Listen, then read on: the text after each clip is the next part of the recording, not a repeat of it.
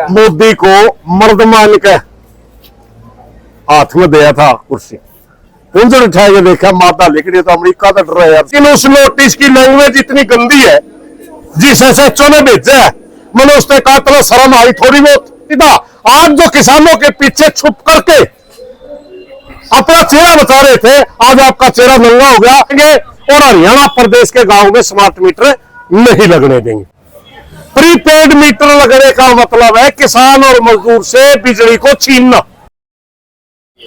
आज की किसानों की कन्वेंशन रखी गई थी हरियाणा संयुक्त मोर्चा की। उसका स्पेशल मकसद था कि भारत के ऊर्जा मंत्री मनोहर लाल खट्टर का एक बयान आया था कि हम हरियाणा के अंदर स्मार्ट मीटर लगाएंगे। उसके विरोध में आज से 1 महीना पहले हमने पूरे प्रदेश के किसान संगठनों की कन्वेंशन बुलाई थी। हालात बदलने की वजह से प्रदेश में बाढ़ की स्थिति बन गई, या भारत सरकार जो प्रधानमंत्री किसानों के पीछे छुप के कह रहा था कि मैं अमेरिका के सामने नहीं झुकूंगा, उसने भी 11% का टैरिफ रेट नरमा पे जो लगता था वो हटा लिया। इन स्थितियों को देख करके हमारे 3 मुद्दे बन गए। असल मुद्दा हमारा आज का जो कन्वेंशन रखी थी, बिजली में रखी थी, और बिजली के कर्मचारियों के संगठन और बिजली के एक्सपर्ट ही हमने उनसे बुला रखे थे। इसका हमने जहां तक समझा है, प्रीपेड मीटर लगने का मतलब है किसान और मजदूर से बिजली को छीनना, यानी गरीब आदमी के बस की बात नहीं रहेगी। इसलिए पूरे हरियाणा संयुक्त मोर्चा ने घोषणा करी है, किसी भी गांव में अगर कोई बिजली कर्मचारी स्मार्ट मीटर लगाने के लिए आता है, उस गांव से हम प्रार्थना करते हैं तुरंत संयुक्त मोर्चा के किसी नेता से संपर्क करें। और संयुक्त मोर्चा का किसी भी नेता को अगर पता चल जाता है कि सारा गांव में स्मार्ट मीटर लगाने आ रहे हैं, वो सारा का सारा संयुक्त मोर्चा को बुलाएगा और हम सारे के सारे साथी जाकर के उसका विरोध करेंगे और हरियाणा प्रदेश के गांव में स्मार्ट मीटर नहीं लगने देंगे। एक मुद्दा हमारा ये। दूसरा, अभिमान साहब, दूसरा हमारा भारत का प्रधानमंत्री बड़ा धोखा कर रहा है। उसने कहा एक दक्षिण भारत की रैली में आके कि मैं देश के किसानों के लिए बड़ी से बड़ी कुर्बानी दूंगा, और वास्तविकता क्या निकली? दुनिया के अंदर सबसे ज्यादा उत्पादन नरमा का अमेरिका ही करता है। रुई के ऊपर 11% टैरिफ लगता था। ऑस्ट्रेलिया और अमेरिका और यूरोप अगर रुई के ऊपर उन पर टैरिफ न लगे तो हमारे देश के अंदर जो उत्पादन होता है कपास का, उसका लगभग 25% भाव गिर जाएगा। उन्होंने घोषणा करी कि जब तक हिंदुस्तान की कपास आती है, मैं अगस्त तक बाहर से टैरिफ रेट घटाता हूं, 11% वापिस लेता हूं।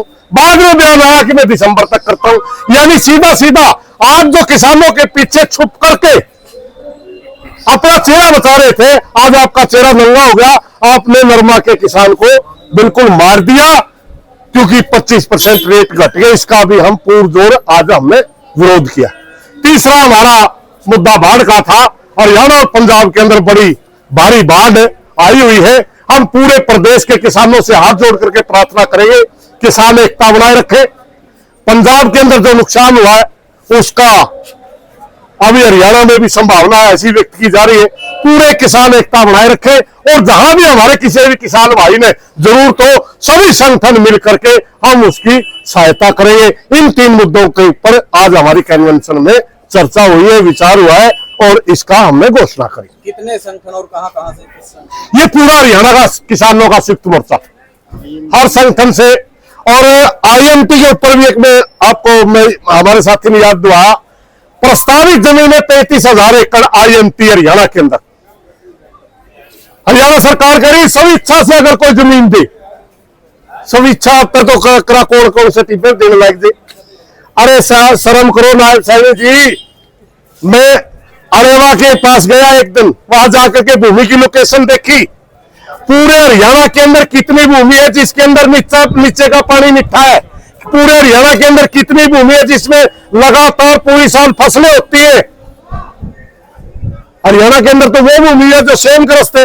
हरियाणा के अंदर वो भूमि है जो ब्राह्मी है, जो कम पैदा देती है। आपने यही एक क्षेत्र मिला जिसमें 60 और 65 मन गेहूं होती है, जिसमें 90 मन धान होती है, एक सबसे उपजाऊ भूमि में आप IMT काटेंगे। आने वाली पीढ़ी का आप गला घोट रहे हैं, आने वाली पीढ़ी के लिए अनाज की जरूरत है, आप इस चीज को नहीं समझ रहे। सिर्फ कमीशन खाना ही आपका काम रह गया। इसलिए हमें जो भी गांव हमारे को कहेगा हमने जमीन नहीं देनी, पूरा संयुक्त मोर्चा उनकी मदद में खड़ा होगा और हम 1 इंच भी जमीन नहीं देंगे। प्रधान जी, आपके खिलाफ एक नोटिस जो है सोशल मीडिया पर वायरल है कि आप डराते हैं, धमकाते हैं लोगों को और दहशत फैलाते हैं, क्या? भाई नोटिस तो सारा संयुक्त मोर्चा के रोज आवा, लेकिन उस नोटिस की लैंग्वेज इतनी गंदी है। जिस SHO ने भेजा है, मैंने उसने कहा तो शर्म आई थोड़ी बहुत। हमें पंचायती आदमी ने अपनी खाप का 2 बार प्रधान रह लिया। हमने हमारा काम फैसले करवाना है, किसी को डराना धमकाना। एक मनीषा बेटी के न्याय के लिए पूरा संयुक्त मोर्चा के लीडर जा रहे थे, पूरी किसानों के नेता जा रहे थे, मैं अकेला जा रहा था। लेकिन सिर्फ एक टारगेट बना करके भाई इस आदमी को किस तरह दबाया जाए। याद रखें नायब सैनी जी, हम ना आपसे डरने वाले हैं ना झुकने वाले हैं, और हम हर जगह जहां भी अन्याय होगा वो अन्याय की आवाज उठाएंगे। और वो जो नोटिस की लैंग्वेज है बहुत ही गलत है, बहुत ही। मोदी को मर्द मान के हाथ में दिया था कुर्सी, उनसे उठा के देखा माता लिख रही तो अमेरिका तो डर रहा है यार सारी। ये भी नहीं कहना चाहिए कि